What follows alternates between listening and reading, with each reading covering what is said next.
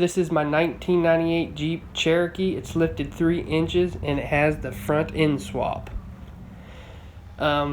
First off, I want to say the 4.0 is pretty much bulletproof. Best motor Jeep ever come out with.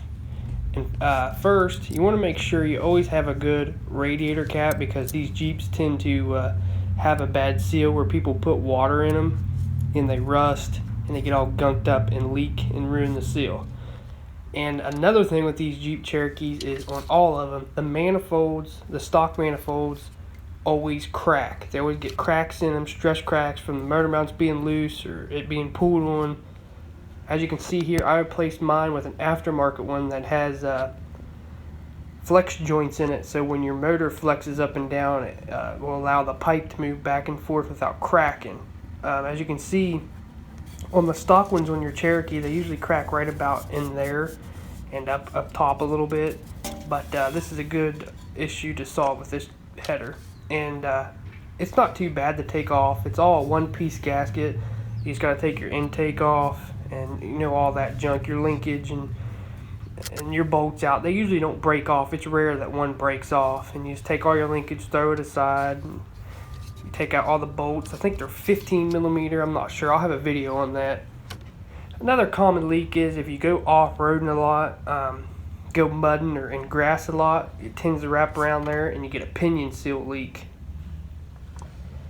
And your axle tube seals, they leak too if you're in the mud a lot. You have to take your whole front end apart, your diff and all that out, and they're right inside there, and you got to pound them out and put new ones in. They leak, it's common. And the rear pinion, it will leak too if you do a lot of mud and grass, because it gets around there and it makes it want to leak. So it's just nothing too hard, but it's just kind of common with Cherokees. Now, another thing is when you go to change your shocks on a Cherokee, the bolts usually bust off on each side. Then you have to drill it out, then put a nut or put a bolt through there, up through there, then put a nut on it to put your shocks back on. But I made my own little 2-inch drop bracket and welded it together and bolted it up through, and I put these coilover shocks on it, which I see a lot of forums say, oh, it's not made for that. The Cherokee's not made to support all that weight. Well, I'm telling you, I've been running these 2 years and I've not had a problem with it cracking up there or anything, so it's safe to run those. So here's a better look at it, how it works, and I just made a little bracket, to give me a little extra lift. It is kind of a rough ride, but I can haul a trailer and it don't squat. And another thing is your bump stop usually rots off, and you just want to change that, maybe clean it up underneath there. And I've actually had these bolts break off, so be careful with that too. Had to use zip screws instead of drilling it out and retapping it. That's just my my philosophy for that. As you can see, my floors are not rotted out yet. My frame rails have a little rust on them, a little surface rust, but it's pretty solid Jeep. Mostly you get them and the floors are all rotted out. This one actually has pretty good floorboards in it. That's another thing to look for on a Cherokee. Usually the floorboards are totally gone. Now the valve pan cover gasket does leak on these. It's one of the number one common things with these things. It's like a $30 part. It takes you about a half hour. You can replace it and it keeps it from leaking down your engine. Now another common leak is a oil filter adapter gasket. I do have a video on that. I'll leave in a little bubble somewhere on the screen.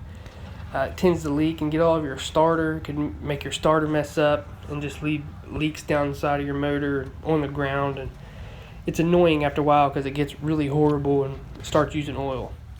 Now sometimes your thermostat sticks open or shut, so you always want to make sure you have a good thermostat, and never use water in a Cherokee. You want to check your water pump bearings, make sure the water pump's good. The reason why I say don't use water in a Cherokee, because it tends to rust it up and gunk the whole system up really bad, and it will clog your heater core up. But if you have to flush it, you can take the lines off and maybe back flush it back through, and which I had to do this because the recent owner had water in it and it rusted so bad, but I flushed the whole system. But that's where your heater core goes in, and you always want to make sure that your antifreeze is always green, because you don't want nasty. As you can see, I got rust and stuff there, but the hose down below, if you get an aftermarket hose, make sure either has the spring in it, because that does have a spring in it, and sometimes they pinch shut when they take the spring out and they don't throw heat.